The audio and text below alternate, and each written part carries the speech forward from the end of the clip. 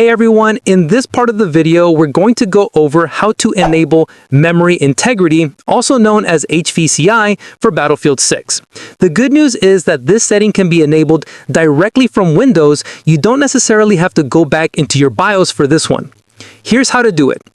First, right-click the Windows icon on your taskbar and select Settings.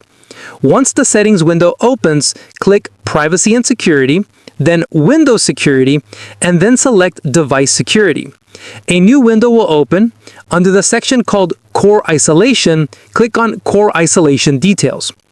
Here, you'll see a toggle for memory integrity.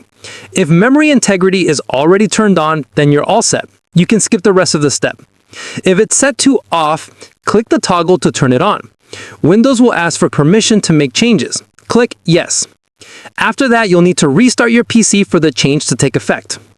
Now, if you don't see the memory integrity option at all, don't worry. That just means you need to enable VBS, or virtualization-based security, which requires one last trip back into your BIOS.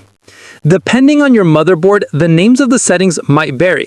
For example, on a Gigabyte Aorus board, the option you need to enable is called SVM mode.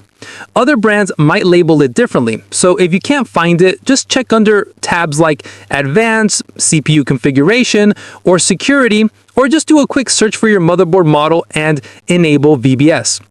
Once you find the setting, enable it, save your changes, and restart your PC. After that, go back into Windows Security and check again. The memory integrity toggle should now appear. Turn it on, restart your computer one last time, and you're done.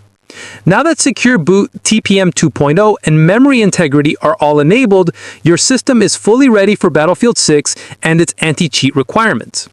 If you found this helpful, make sure to give the video a like and subscribe for more quick gaming setup guides.